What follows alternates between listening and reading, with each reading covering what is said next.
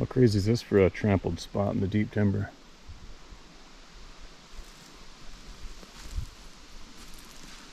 That is some traveled elk trails in here. Look at that chopped up bank.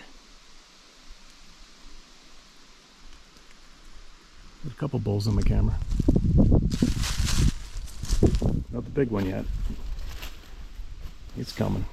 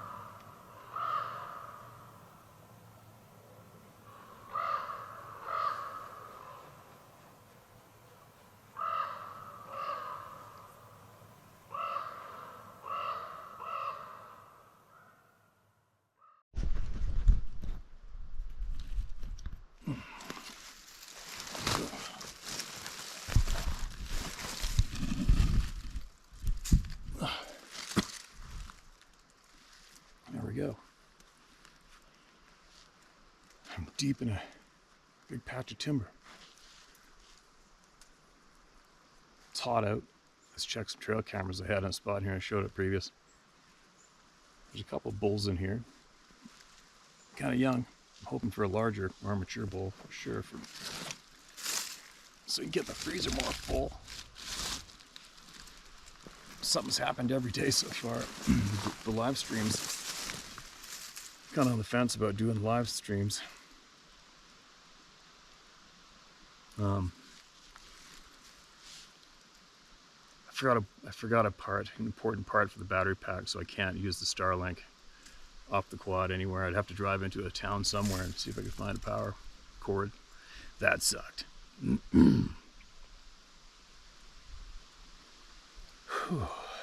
Big hikes. I get up at 3:30 in the morning. Get in the woods early. Doing the live feed with the sunrise is kind of cool a couple times, but it's kind of awkward because I'm not really showing anybody anything really interesting, right? And then I try to keep the stream going, but there's only a couple spots in this mountain that is actually enough service to make it work. And then I try to do a video in the timber patch near camp. And sure enough, my Sony camera's falling apart. Another one. I think it's my fourth one. $2,000 a pop. Do the math on that one. That sucker blasted almost a year.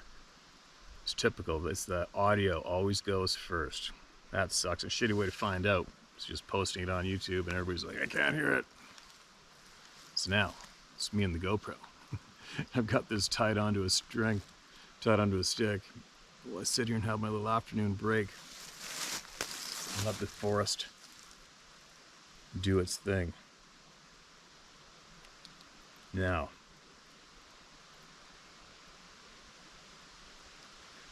I'm going to share some voices and hang out in here and give all the game time to have their little afternoon rest. But when you're an ungulate, typically all ungulates get up, scratch themselves, have a nibble, have a pee, do whatever they do every 2 to 2.5 hours. So, what time is it now? 11 o'clock? Yeah. There might be somebody up and moving around on this big timber patch as I slip through it. We'll see. It's funny, early before I left the hunting, I explained to everybody here that I get more anxiety and worrisome at home before I leave to go on these adventures, of whether or not I'm going to have a bad experience or not. Something bad's going to happen. I'm going to see something I don't want to see, whatever. But once I get in here, like here's an example. I mean, I am by myself. I don't have a GPS locator, forgot it. Nobody knows where I am. Nobody knows where I am right now in the planet. I'm deep in this big, mature timber patch. There's nobody for quite some ways. And I can fall asleep right here, no problem. I'm absolutely 100% at peace, relaxed in my element. I'm not stressed about nothing. This is my zone. It's kind of funny, isn't it? Now, let's hear a couple of voices while I have my little break. This is titled UP Railroad Worker. Fairly recent in the inbox. Hi Steve, my name is Bruce Hamilton. I've been listening to you for a couple of years, and I love your work, hunting and fishing, and mostly the Bigfoot stories from the people. After a life-alternating accident 23 years ago, November 11th, I lived through your beautiful backdrops. I'm not sure my wheelchair can get where you're at, LOL. Ah, that sucks, buddy. Sorry to hear that, man. I don't have my own run-ins with the big guy, but had worked on the Union Pacific Railway for 6 years before my accident.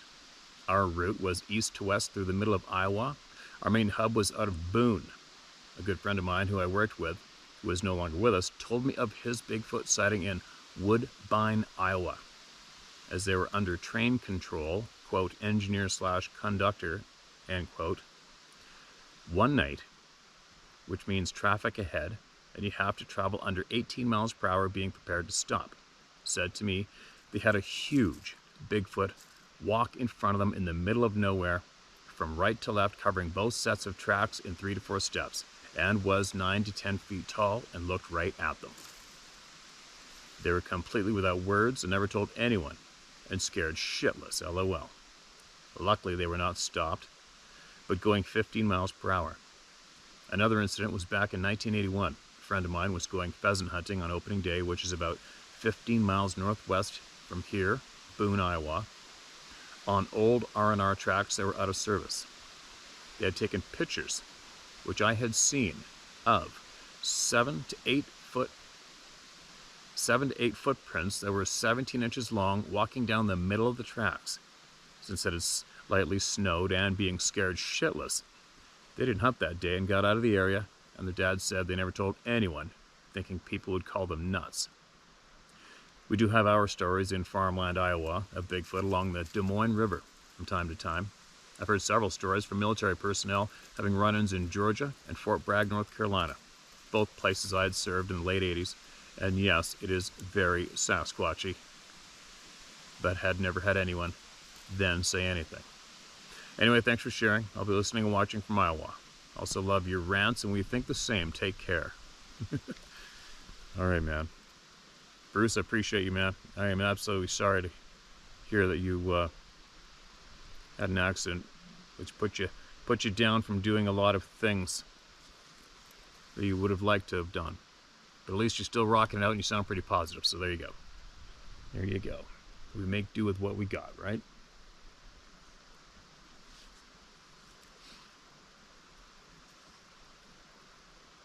Let's hear another one. This is titled Rocking Back and Forth.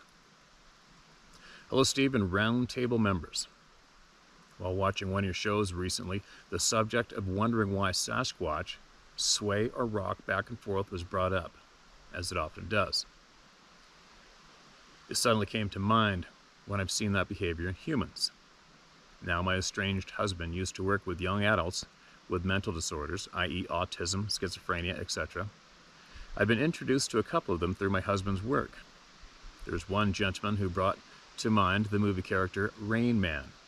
He only needed to be told a person's birth date one time and he'd remember it forever, as an example. I frequently noticed him while he stood outside the house he lived in, that he almost always would be rocking back and forth. He'd take a half step forward like about to walk forward and then take a foot back as if changing his mind. I hope that gives you the picture of the movement. I believe motion such as this is called stemming. It's a self-stimulation thing, and sometimes they do this to help themselves control their emotions. I've remembered that others have equated some other Sasquatch behaviors with those from the autism spectrum. I just found this interesting and thought I'd share this thought. Keep on keeping on. All right. Pam, appreciate that. I love hearing that your wheels are turning. I love hearing about people's wheels turning. And you never know. You know, comes to mind, that just reminds me of a couple of guys that I know who I've hunted with them and hung out with them, and they can't stand still. They put both their hands in their pockets and they're going back and forth on each foot, nonstop. I really noticed it, especially when hunting, because it's like, dude, what are you doing? Sit down and relax. But they can't. And they're successful guys, A-types, brave, not feeble in any way. Both actually pretty kick-ass dudes, and they both do the same thing. Have to walk around in a tight circle or sit there and sway back and forth. I don't think that's relating to what you're mentioning, but it's just something that came to mind when you mentioned what you mentioned. Very interesting. Here's another one. Thanks for sending that in, Pam. I appreciate you. Keep the wheels turning. Keep them turning and keep sharing. Adirondack Bigfoot encounter. Steve, my name is Caleb, and I live in upstate New York. After hearing your latest story about the lady in the Adirondack Mountains in New York, I decided I would share my story. Now I did not see one, but I know what it was. This was back in 07 or 08. My friend and I were camping in the southern Adirondack Mountains. First off, the Adirondack State Park is 6 million acres of forever wild forest, which means no logging, no motorized vehicles in the woods. There's some very remote places, and the only way to get there is to walk or maybe fly in with a float plane. Anyways, the two of us were camping, and we were at the edge of the small lake, miles from the nearest house or main road, sitting by a fire. It was about 1 a.m. in the morning, and all of a sudden, we heard what sounded like two rocks being smashed together with serious power. It was about 8 to 10 loud cracks and then stopped. We were scared, frozen, and just looked at each other. About 30 or 45 seconds later, it did the same thing, but from a different location, maybe a third of a mile away from the first time. We took off running to our tent. It was about 200 yards away. We wanted to leave, but we were too scared to make the hike out of there. Our brains were racing, trying to decide What would have made those powerful rock smashes? It came down to two things. Either a human or something we can't explain that isn't supposed to exist. We ruled out a human because the terrain in the area the noise came from was steep rocky cliffs and were almost impassable during the day when you can see, let alone in the pitch dark. If someone were up there, they would need a flashlight, and we would have saw that, so we were puzzled and scared. That's all that happened that night, but it has stuck with me and my friend, and we talk about it often when we were together, still trying to explain it. My friend that was with me had another experience in the same spot a few weeks later where rocks and sticks were being thrown at him. He shined his light and saw glowing red eyes that were 8 feet off the ground, but that's for him to tell. He got out of there quick, and neither of us spent much time there anymore. Thank you very much for what you're doing. It feels good to tell the story to someone that would believe me. No problem, man. Caleb, you found your people, dude. Welcome to the club. You found your people. It's a safe place. Very safe place. I'm guessing your buddy's probably watching the channel too, right? Hey, man, if you want to get it up your chest, you want to do it here, give her. Send it to me at sharemystoryhowtohunt.com, and I'll share with everybody. I'll get it out there to everybody. This wind's offering me a lot of cover for sound. People might be thinking I'm scaring everything away, but my cameras, I just messed with them over there. Nothing's gone through them in the past little while, and I'm anticipating running into elk about 300 or 400 that way yet through this timber, so I'm good. This is titled Close Encounter. Hello, I was told this is the place to send stories like mine. This happened back around '03, but I'll never forget it as long as I live. I was thinking about the time when they found that strange metal monolith out in the desert in southern Utah, before it was known to be just a, quote, art installation, end quote, or whatever. And it got me all fired up and hopeful for strange, otherworldly experiences again. It brought me back to the time I had a pretty close encounter of my own up in the high woods near Duchesne, Utah. You can choose to believe me or not, that's your choice.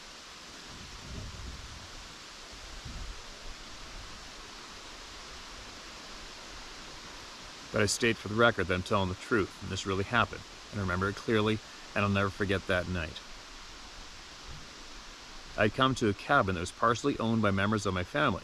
It was way back up in the mountains above Duchesne, in a place I believe was called Argyle Canyon. It was a long, steep, switchback dirt road, and even in dry summer conditions, the road was dangerous to drive, especially for old shitty citymobiles like we had in those days.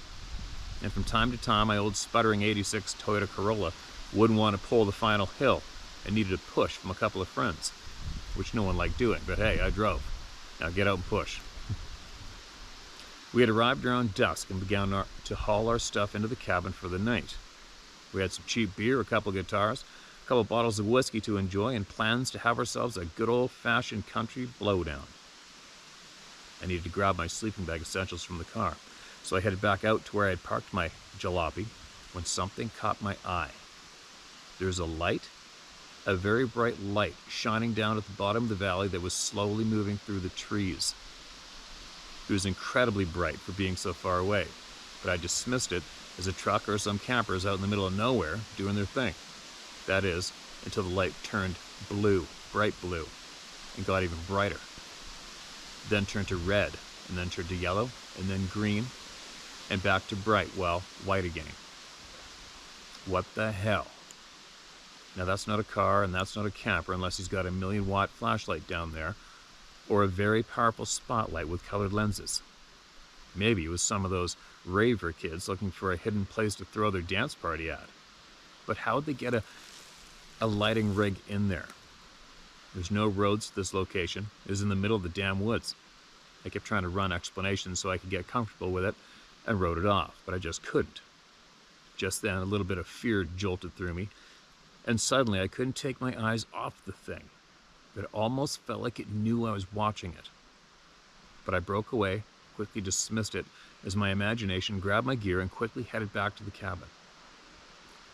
The party began and good times were being had. I was a few beers deep and decided to move the party outside. And we decided to move the party outside. We built a big, nice fire in the fire pit, playing some tunes and enjoying conversation when again something caught my eye. This time it's high up over the ridge. It's that same light, big, bright, changing colors. Then, as if it knew I saw it, it slowly sunk back down below the ridge line and disappeared from view, only to come up over the ridge on the opposite side of the valley and do the same routine again, up and slowly back down. Now it was getting real, and having a little liquid courage flowing through my veins, I was now very intrigued. But once again, it floated out of sight and seemed to just vanish. My friends told me I was seeing a plane, nothing else, but I wasn't so sure. It seemed to move with its own will and intelligence, and planes don't flash all sorts of random colors like that. But okay, screw it, back to our whiskey. A couple hours later, we were all pretty much a few sheets to the wind when I noticed a light off in the distance. This time, it was very close, maybe a couple 100 yards away from the cabin. It stayed far enough.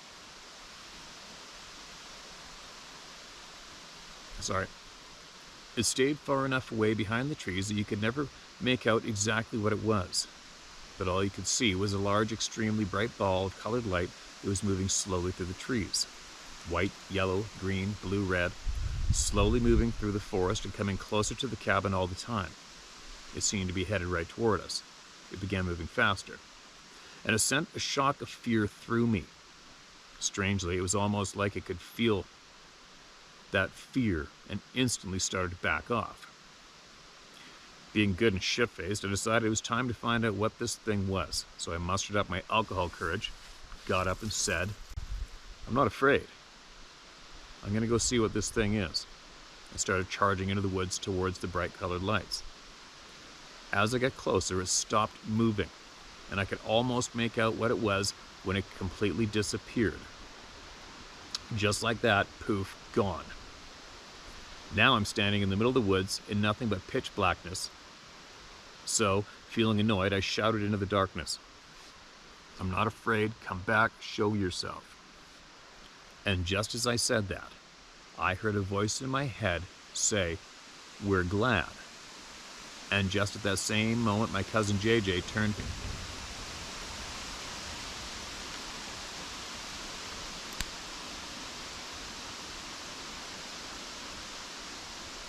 I need a tree falling on me. Sorry. And just at that same moment, my cousin JJ turned his up towards me from the fire and said, "They're glad." I guess he meant turned his head up. That's weird. You can hear these big aspen trunks bonking at each other, the odd ones. Pretty sure that's what that sound is. It was very eerie. I had not said anything about hearing that, and I didn't have time. It was all in an instant, yet he heard the same thing at the same time. It also wasn't really a voice, it was more like an instant thought transmission, like a text message for your mind from some other dimension. Now I'm standing in the woods in the blackness, and even over the whiskey, I started to feel very nervous. Man, am I vulnerable right now, drunk away from the group and talking to the darkness. Suddenly I realized that this was probably a pretty bad idea. What if it was some kind of an alien being? Is it hungry for stupid drunk dude? Because I would have a great meal right then, or maybe the next abduction victim, only to reappear as a carcass with my eyes cored out and my anus missing. Who knows? You never know. So I started crackling back to the group in great haste. The light never came back that night, and we all eventually passed out for the night, safe in our sleeping bags within the comforting closeness of walls. I'll never forget that encounter. It didn't feel evil or bad, just creepy. That primal fear of the unknown, and this was certainly the unknown. The woods up there were always strange, though, It had a weird anxiety-like vibe, and it always felt like you're being watched by something from the tree line. I don't think anyone would have really been surprised if a big smelly Sasquatch come crackling out of the bushes somewhere. It was just that kind of place. So, did I have an encounter? Or am I just completely nuts? I've seen similar balls of light while out camping before, but this was the only time one ever came close or seemed to take interest in us. Have you ever had a similar encounter? Not me, not yet. I'm watching for it though. But if you've been here for a while, man, you know that there is a shit pile of people who have. I mean a lot. A lot. Keep coming, man. And keep your eyes peeled when you're out there. You know what's going on out there. To a point. Like the rest of us, right? The bright lights knowing our thoughts. Hi, Steve. One video of yours, you talked about mind speak. Here's my experience, and it was over 50 years ago, as I'm now 70. 4 or 5 of us went on a drive to the lakefront in New Orleans. While standing there over Lake Pontchartrain, someone saw movement in the sky and said, "Look, there's a UFO." We all looked up and saw it. As I looked and was thinking about what I was seeing in my mind, I heard, we'll be back." I asked if anyone else heard it, but no one answered. We all just left to ride home. I probably wasn't the only one who heard that in our mind. I thought it was going to come right back, lol. So I was glad to leave right after seeing the UFOs stop and then take off after hearing in my mind that we'll be back by them. Just had to tell you and the viewers that mind speak is real, even from a UFO. Thanks for all you do. God bless. Love, hugs, and kisses, Patriots. And by the way, I totally believe the experiences people are having. Yeah, it's hard not to, right? There's far too many. Far too many witnesses. And the mind speak thing, there you go again. I haven't had it happen. I'm not craving it, especially right now. I'm not into it. I always ask to be left alone every time I come out to these places like this. So far, I seem to be respected for the most part. The mind speak thing, I may be looking into that and learning more about it after I get home in the next month. For sure, and I will be reporting all of what I learned to all of you as soon as I can. I want to know. I want to know everything. I'm going to keep digging. Thanks for sending that in. This is titled 1979 Incident. Steve, my name is Rick, and I'm 48 years old. And I've worked in corrections for 24 years, and I've always been a straight shooter of truth. I think I've read this.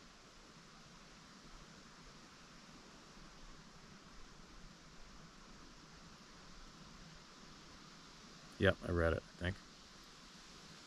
Yeah, I read this. It wasn't marked as read.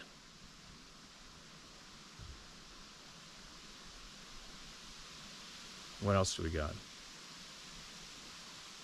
Then we got to get in my other folder.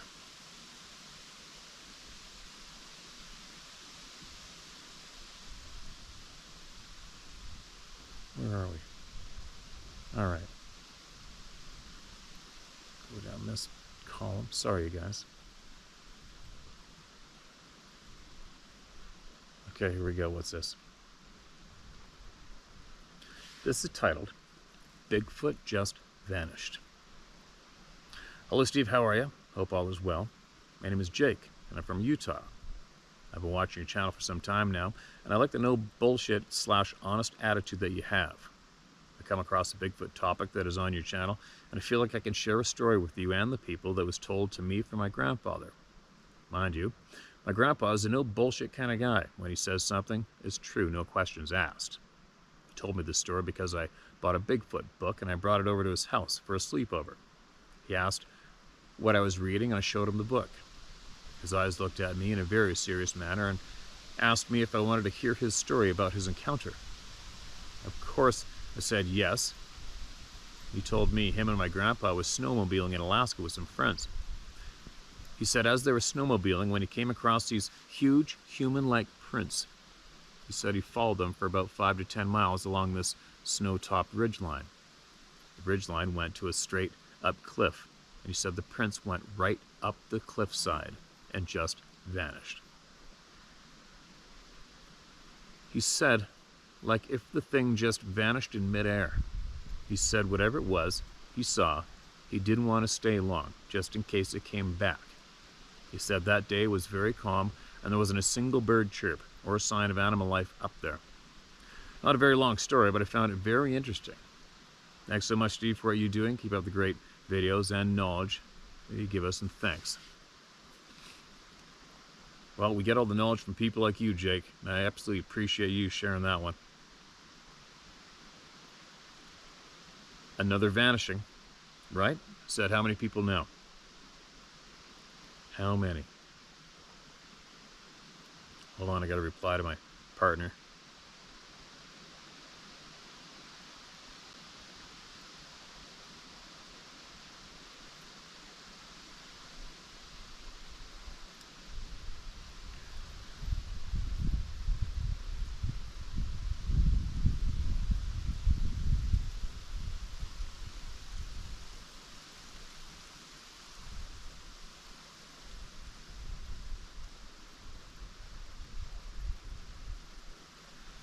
Alright, maybe I should get my button gear actually. Well,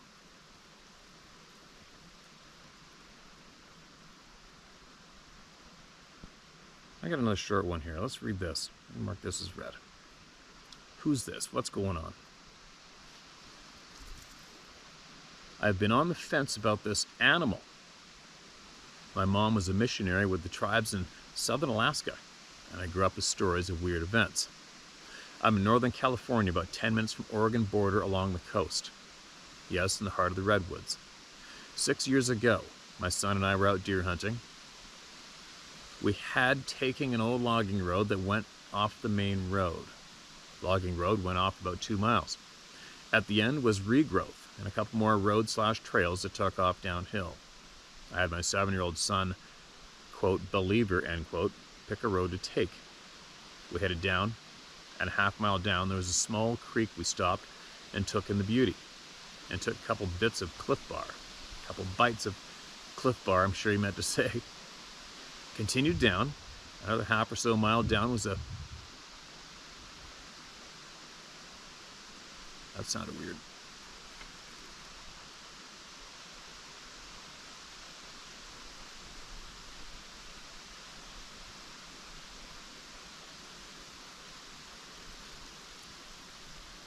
Alright, whatever.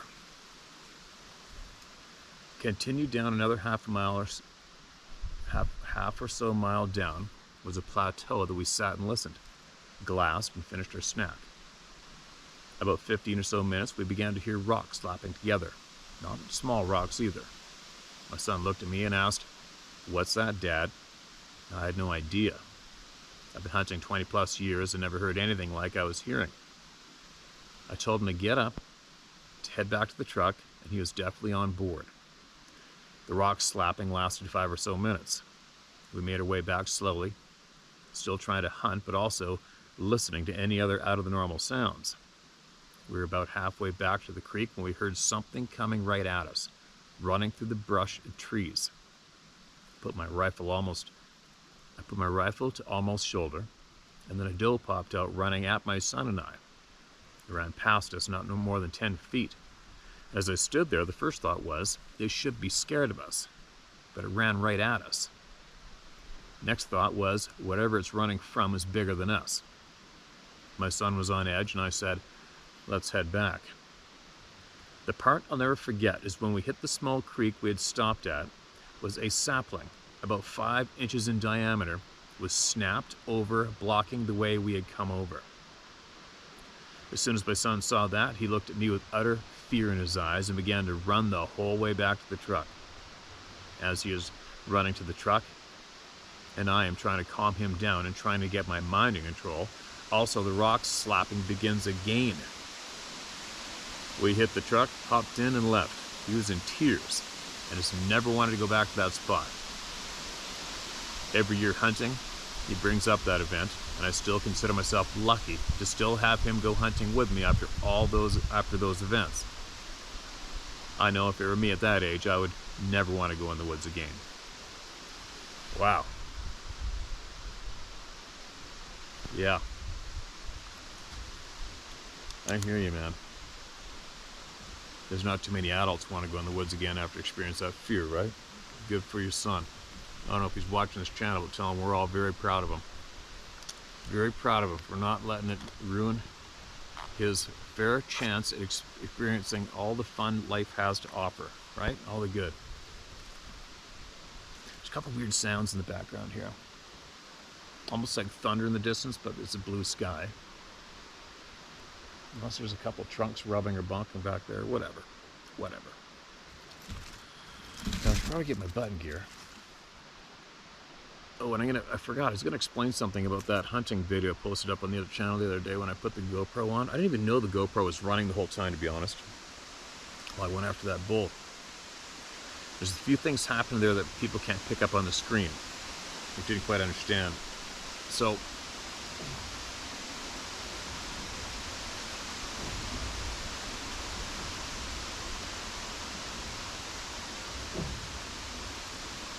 that'll be the tree trunks.